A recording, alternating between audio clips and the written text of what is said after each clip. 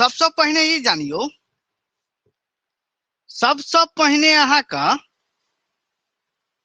संधि जे होय छे, अहाँ का संधि मतलब होय छे ज्वाइंट, ज्वाइंट जोड़।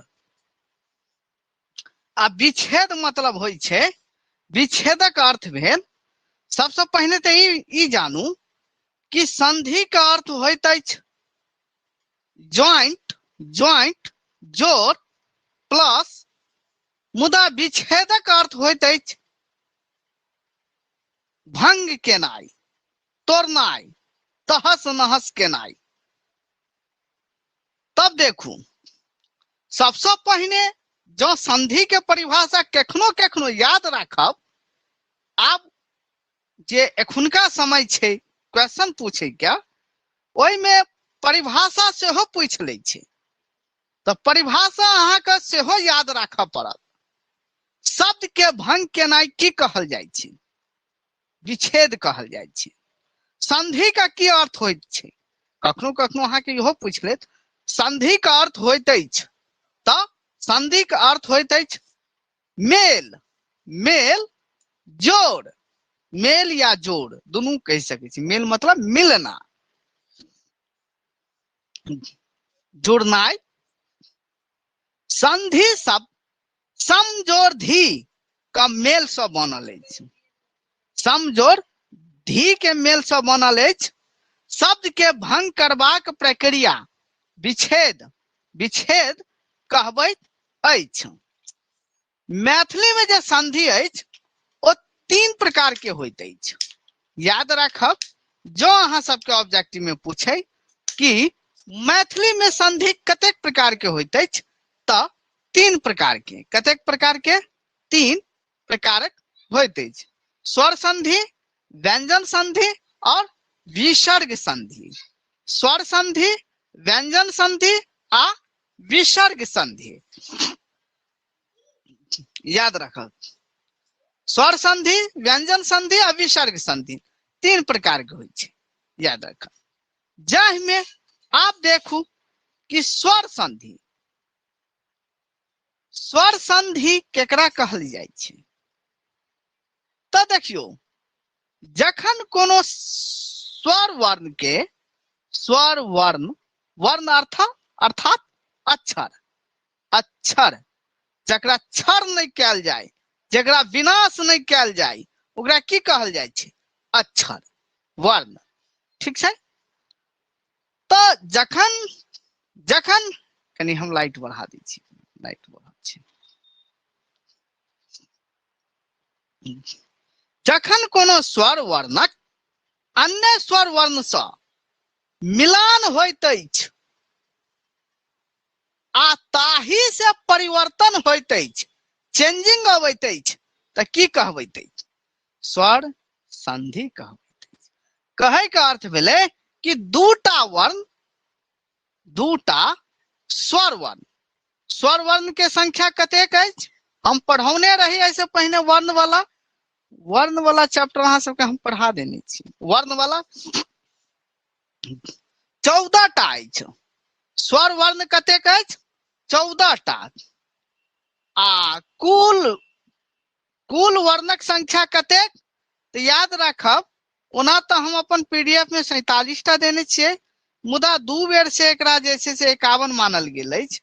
तो अहाँ सबके जो पूछे तो 51 देबै। कते? 51। कुल वर्णक संख्या, कुल वर्णक संख्या कतेक?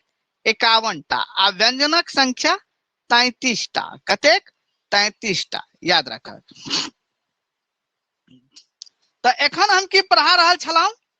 स्वर संधि। स्वर वर्णक अन्य स्वर वर्ण से मिलान होइत अछि आ ताही से जे परिवर्तन होइत अछि, मिलान भेला के बाद किछु ने किछु ओकर शब्द में चेंजिंग हेतै ना, तो ओकरा कहल जाय छै स्वर वर्ण। जेना देखियो, विधालय, विधालय, विधा जोड़ आलय, एकरा हम अलग अलग केलिए। मुदा एहि में विधा जखन हम बाजै छियै, विधा जखन हम बाजै छियै, तो एहि में विधा आ के उच्चारण आबै छै, आ के उच्चारण पहचाने के लिए लेता देखियो विधा में, तब देखियो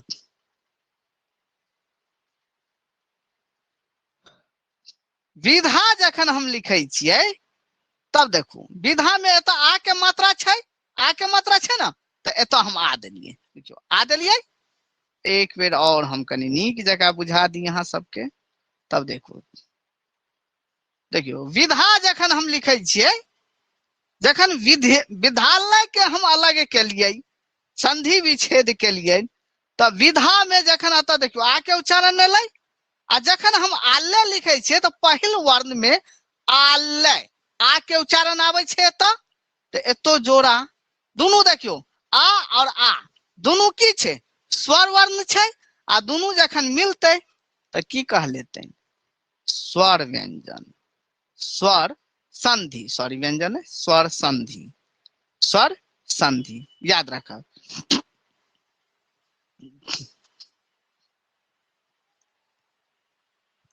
तब देखो तहिना देखियो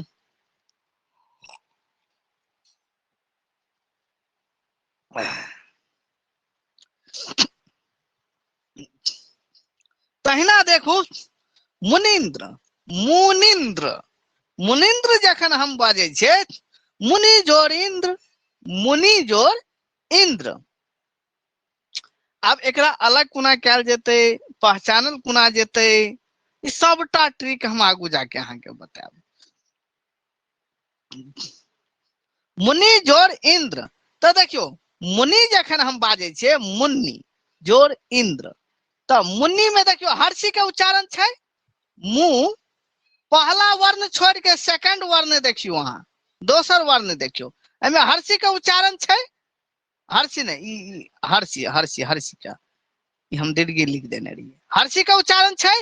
आ जखन हम इंद्र लिखे छे तो पहला वर्ण देखियो इंद्र में हर्षी छे, तो हर्षी छे, हर्षी जोड़ हर्षी कथी बनते दीर्घी बनते, हर्षी जोड़ हर्षी कथी बनते दीर्घी बनते, तो एत देखियो मुनिंद्र। तो देखियो याद रखब एकटा हमेशा एकटा ट्रिक हम बता देलौं, एत जखन हम अहाँ का ए दोनों में देखियो एकटा ट्रिक इहो याद रखब, हर्षी और हर्षी के जोड़बे तो हर्षी एते दीर्घी एते, हर्षु और हर्षु के जोड़बे तो दुर्गु एते, आ और आ के जोड़बे तो आ एते। तो यह सब स्वर वर्ण के एकटा एग्जाम्पल छे और एकर अनेक भेद छे।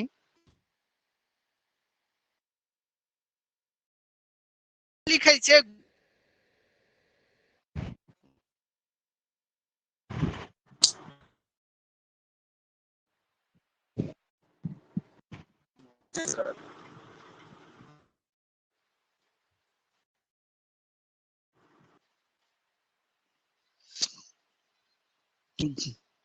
गुरु जोड़ उपदेश, तो देखियो अत हर्षु का रू छे तो उ भ गेलै, अहाँ सबके तो मालूम है ना, मात्रा तो मालूम है, जेना हम अ लिखे छी तो अ में कोनो मात्रा नहीं होय छे, आ में जे छे से अहाँ के एकटा पाई नीचा आवे छे, हर्षी में अहाँ के एनुका मात्रा हेते, दीर्घी में एनुका मात्रा हेते, हर्षु में एनुका ई मात्रा हेते, दुर्गु में ई वाला हेते, ए में एकटा पाई ऊपर हेते, आई में दूटा पाई ऊपर हेते, अहिना क के जे छे से 14 वर्ण के जे छे मात्रा पर जे छे। तब देखियो अब हम आबि गेलौं नीचा में देखियो स्वर संधि, जो अहाँ से पूछे कि स्वर संधि के कतेक भेद होय छै तो याद राखब 5टा, कतेक 5टा, दीर्घ संधि, गुण संधि, वृद्धि संधि, यन संधि, आयादी संधि, कते होय छै 5टा संधि होय छै। पांचों संधि के हम अलग अलग ट्रिक से जानबे। अब मान लिया आप देखियो एकटा एकटा हमेशा याद रखब, ई सबटा एकर बेटा भ गेलै, केकर बेटा भ गेलै स्वर संधि के बेटा भ गेलै, एकटा हम ट्रिक बता देलौं।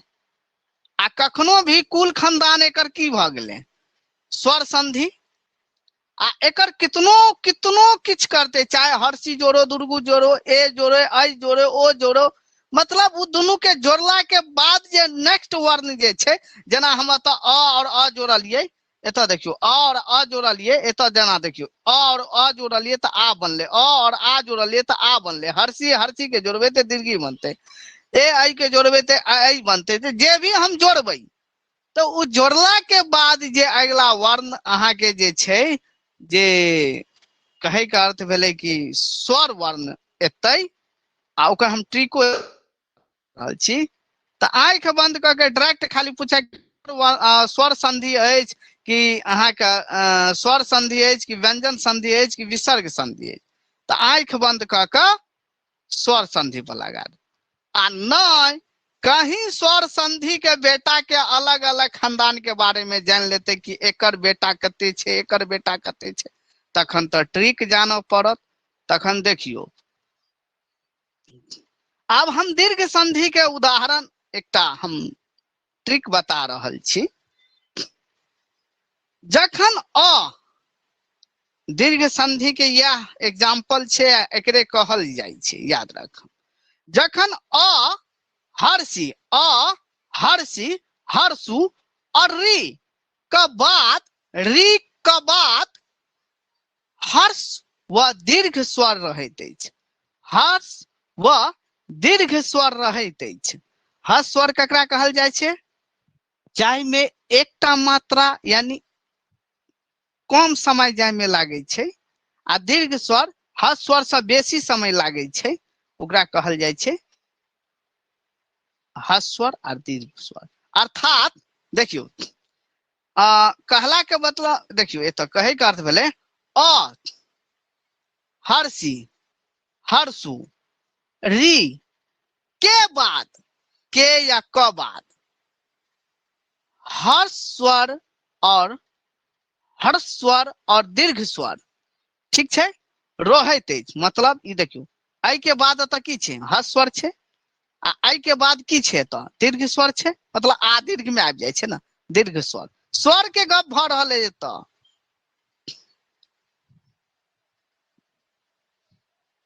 वर्ण वर्ण जे पढ़ौने रही अहाँके,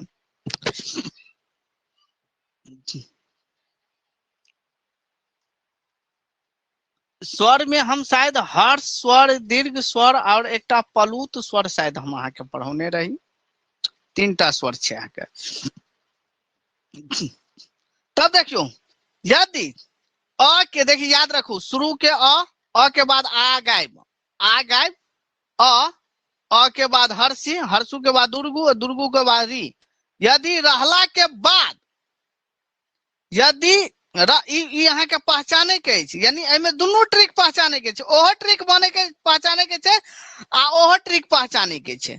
जो अलग अलग संधि विच्छेद क के देने रह तो पहचान लेब कि ई कोन संधि छै, आ नहीं खाली शब्द देने रह तखन कोना पहचानबे, तो याद रखब तखन कोना पहचान। तब देखियो,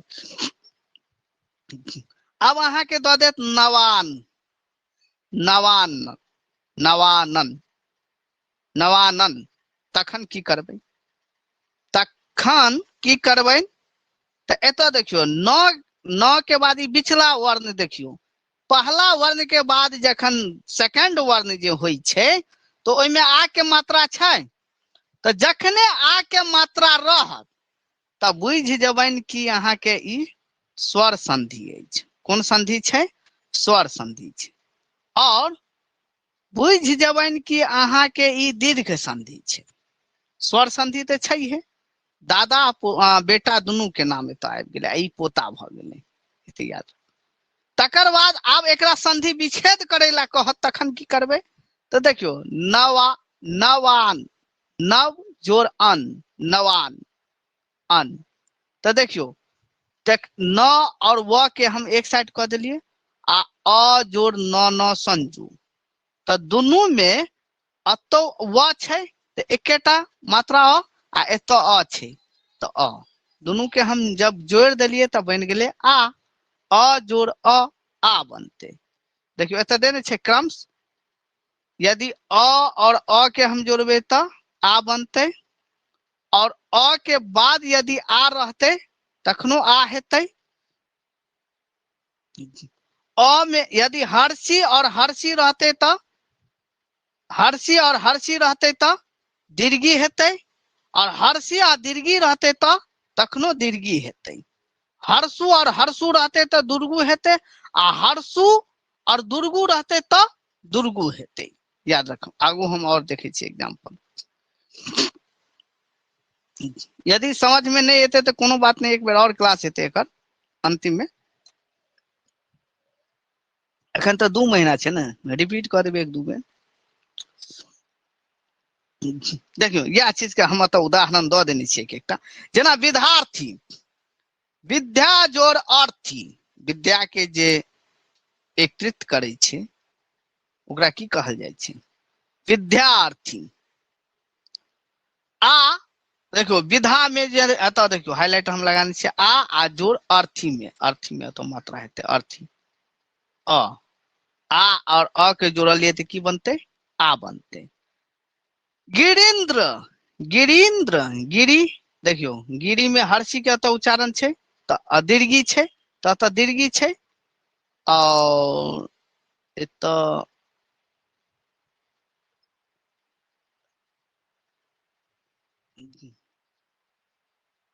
गिरीन्द्र, एतऽ दीर्घी हेतै अहाँके, दीर्घी आ जोड़ इंद्र में ई, आ दुनू के जोड़लिए तो हर्षी एलै, तो गिरीन्द्र बन गेलै।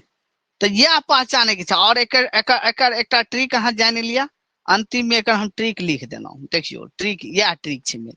शब्द में एक वर्ण छोड़ के, शब्द में एक वर्ण छोड़ के, वर्ण छोड़ के बिचला, शब्द में एक वर्ण छोड़ कर बिचला वर्ण में आ, बिचला वर्ण में देखियो की रहत? आ, हर्षी, दीर्घी, री के मात्रा रहत। जेना ई देखियो एतऽ हम अहाँ के अथियो दऽ देलहुं की मात्रा के चिन्ह, आ के, हर्षी के, दीर्घी के और हर्षु के, आ री के, एकरा री कहल जाइ छै, एकरा री। जेना पृथ्वी, पृथ्वी, पृथ्वी, मुदा पृथ्वी वो नहीं हेतै एहिमे, पृथ्वी। तब देखियो जेना जेना ऋषि हेतै, ऋषि तो एबे करते, हाँ पितृन भ जेतै, पितृन भ गेल, री के उच्चारण छै पितृन। तब देखियो ई ट्रिक पर हम एकटा और एक बेर हम बता दी। जेना देखियो विद्यार्थी, विद्यार्थी, कनी एकरा हम पैघ करै छी,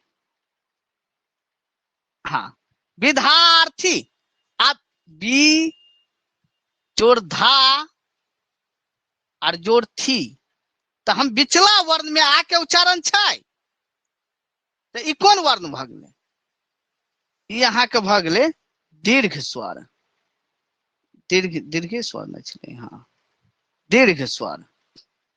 दीर्घ स्वर के अहाँ के ट्रिक भ गेल, याद राखब। तकर बाद देखियो एतऽ यदि सिर्फ शब्द देने रहत तखन कोना पहचानबे, तकर ट्रिक छै। आब हम की कहलहुं, एकटा ई वाला हम बता देलहुं। आब हर्षी वाला देखियो, हर्षी वाला हम एकटा ल रहल छी,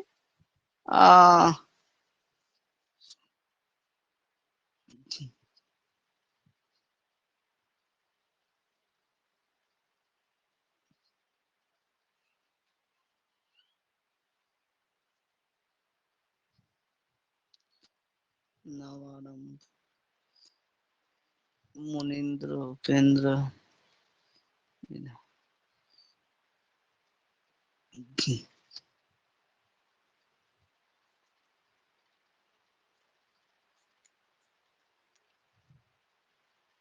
अच्छा एक मिनट, ट्रिक में हम की लिखने रहिए, हम ध्यान नहीं देंगे, एक मिनट। ट्रिक में हाँ मिस्टेक ही भ गेलै, ई नहीं रहत, याद रखब, कनी ध्यान देबै, एकरा अहाँ के हम मिटा के पठाएब अपना। ई नहीं रहत, ई नहीं रहत, आ रहत, हर्षी रहत और री रहत, बस।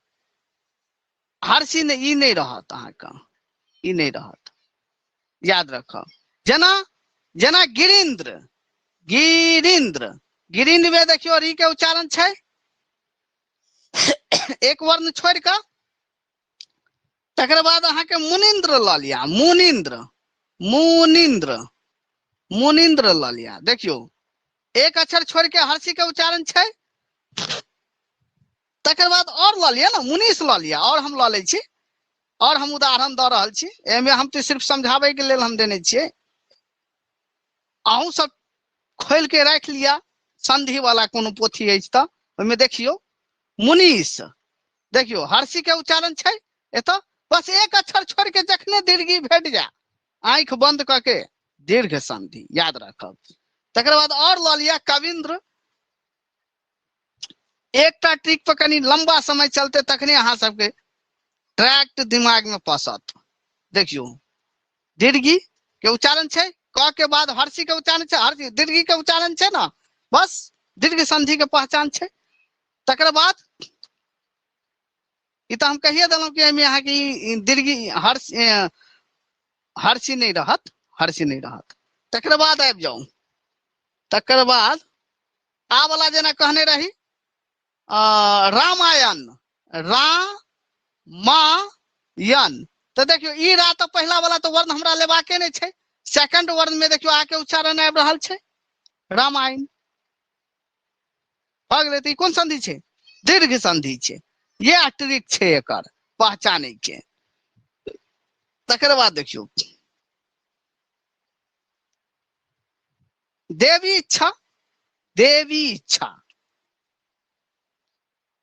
देवी इच्छा त ई देखियो हर्षी के उच्चारण छै भ गेलै और पहचाने के अछि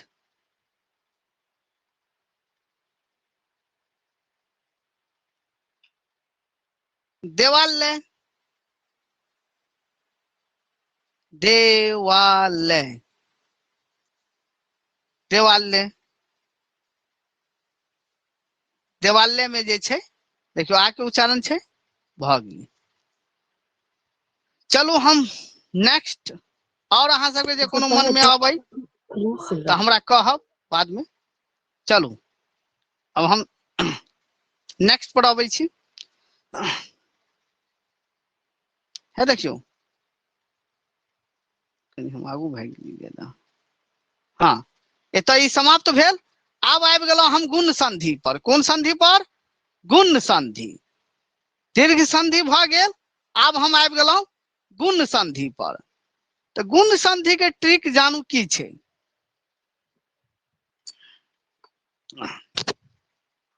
गुण संधि के ट्रिक भेल ध्यान से देखियो डायरेक्ट हम आबि जाइ छी ट्रिके पर की ट्रिक पर आबि जाइ छी वृद्धि संधि नोट नोट एतऽ दियो देखियो ध्यान दियो शब्द में एक वर्ण छोड़ क पिछला वर्ण में ए ओ और ए ओ और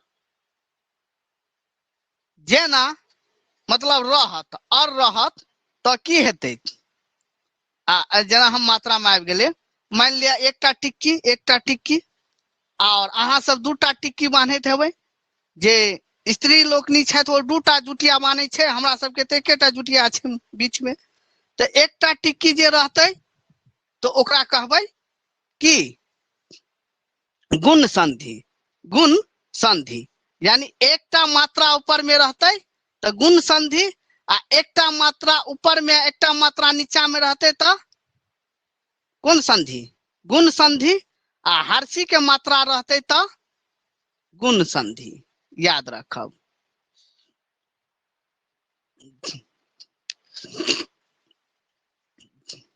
तब देखू जेना अब हम आबि जाइ छी कनी एतऽ है देखियो और जेना देखियो ई तो अहाँ के भ गेल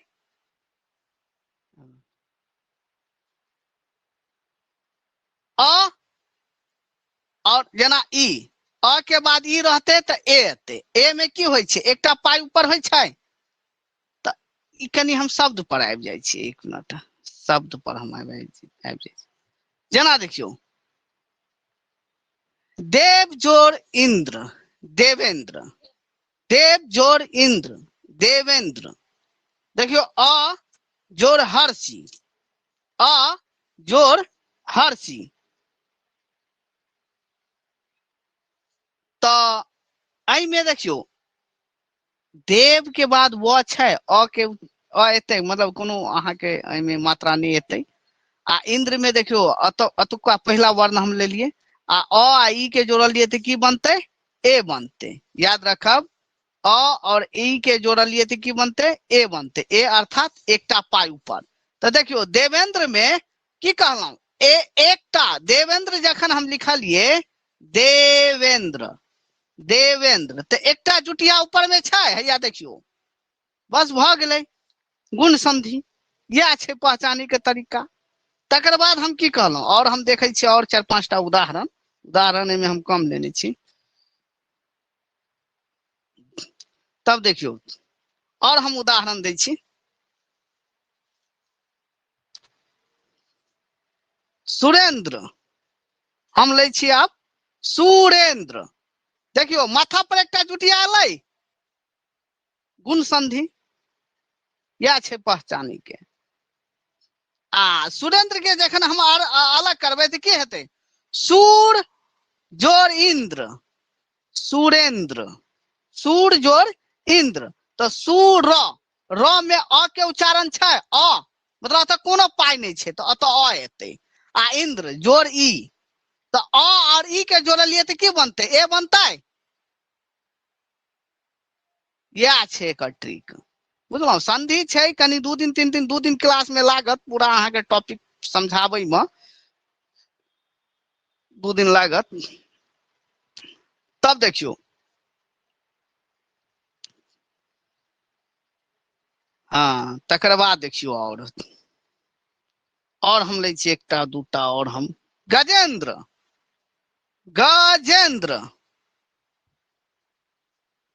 तो देखियो, एकटा जुटिया है, छै ना एकटा जुटिया, बस भ गेलै गुण संधि, गुण संधि। तकर बाद और हमरा लेबाक छै रमेश, रमेश एकटा जुटिया छै ऊपर में, रमेश गुण संधि।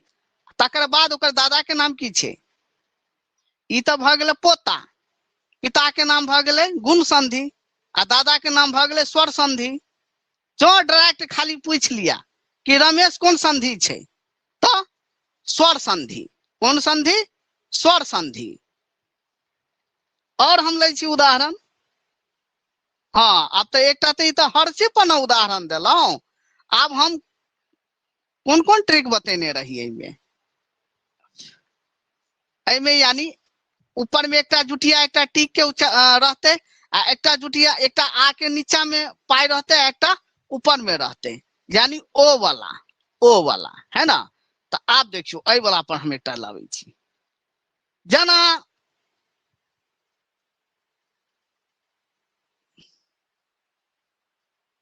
यथोचित, यथोचित, यथोचित। तो देखियो, एकटा पाई नीचा में छै, एकटा पाई ऊपर में छै, ओ के मात्रा छै में, तो गुण संधि। कोन संधि, गुण संधि। तकर बाद हम और एहि में आबि जाइ छी, ओ महर्षि। याद रखब, एकटा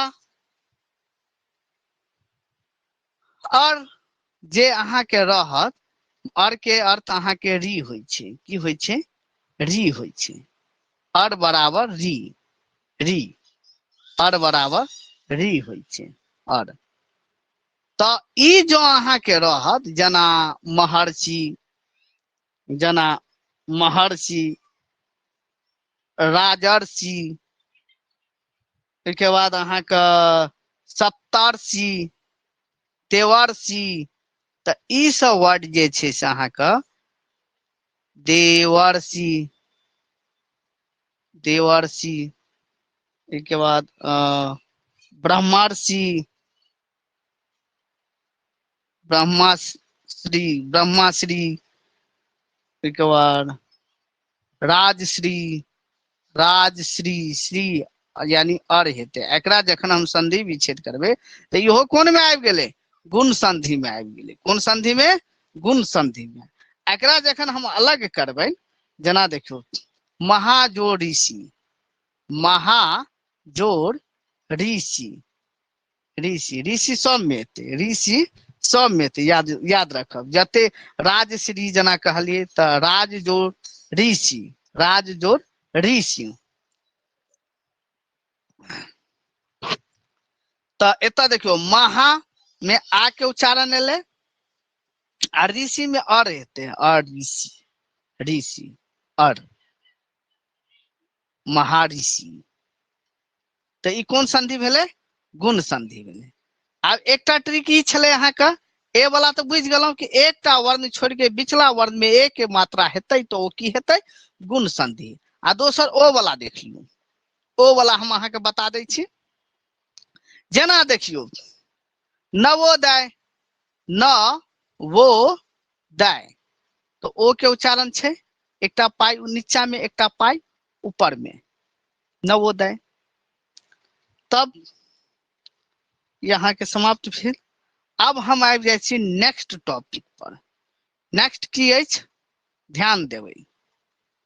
देखियो ई अहाँ के संधि छै, नीक नीक विद्यार्थी के माथा खोखरि लै छनि, तैं लऽ के एहि क्लास के हल्का नहीं लेबनि। संधि छै, संधि छै जी बाबू, संधि छै। विद्यार्थी MA BA कऽ लै छै तखनो ने पता चलै छै कि संधि के कोना पहचानबनि। इएह ट्रिक छनि, एकरे कहल जाइ छै ट्रिक। संक्षिप्त में हम एकरा बनबै के एकटा तरीका छै, पहचाने के एकटा ट्रिक छै, नहीं तो संधि अथाह छै। अब हम आबि गेलौं कि वृद्धि संधि। वृद्धि संधि जे कि बहुत महत्वपूर्ण अछि। एकर ट्रिक देखियौ। आब ई अहाँ सब वाला अछि, एहिमे हमरा टिक के कोनो काजे नहीं छै। एहिमे आब जे मिथिलांचल के जे स्त्री लोकनि जे होइ छै, जिनका दूटा जुटिया होइ छै, बस ओहिमे दूटा जुटिया वाला काज एहिमे काज करै छै।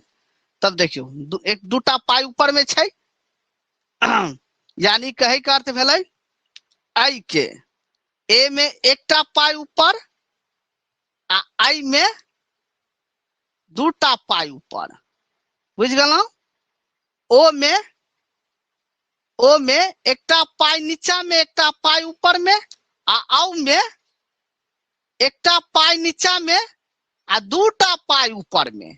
तो यह छै कि आई में ए वाला, आई वाला आ औ वाला, ई दूटा मात्रा के खेल भेल छै, बुझलौं। देखियो एकर ट्रिक देखियो। वृद्धि स्वर संधि, वृद्धि स्वर संधि दूटा स्वर के मेल सँ, दूटा स्वर के मेल सँ, पहले तो दूटा स्वर के मेल से आई बनते, जखन हम विच्छेद करबे ओकरा, दूटा स्वर यानी दूटा स्वर के जोड़ला से की बनते, आई बनते। आ औ के मात्रा रहत जेना देखियो दूटा पाई ऊपर आ एकटा पाई नीचा में एकटा पाई ऊपर में। शब्द के एक वर्ण छोड़ के बिचला वर्ण में दीर्घी के मात्रा रहत। सबसे तो पहले देखियो एहि में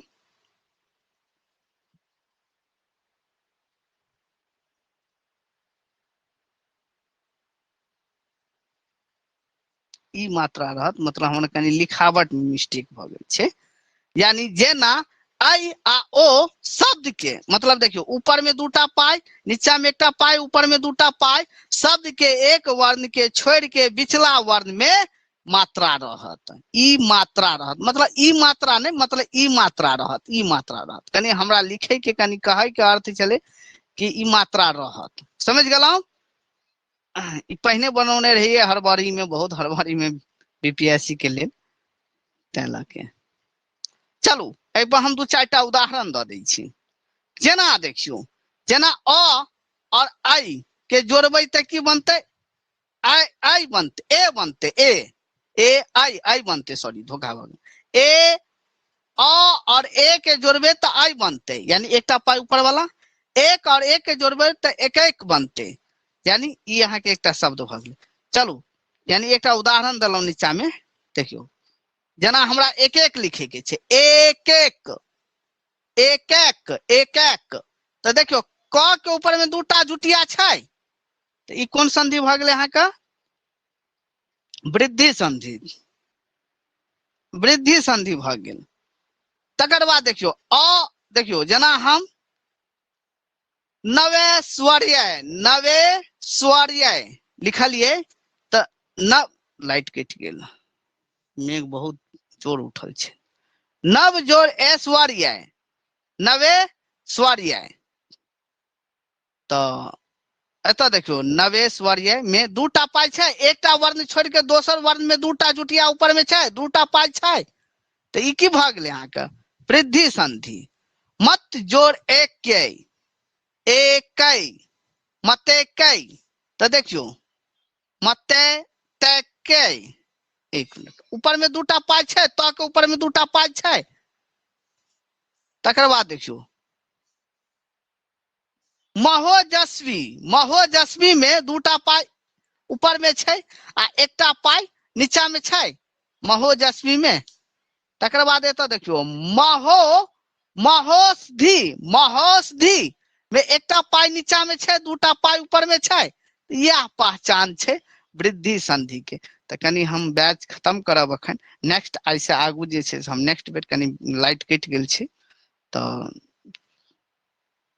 और देखे छियै हम लाइट जो आबि गेल तो ओना तो दोसर रूम में छै बॉल बरै छै, हम क्लास देबै बीपीएससी में 9 बजे क्लास रहत अहाँ सबके, बीपीएससी वाला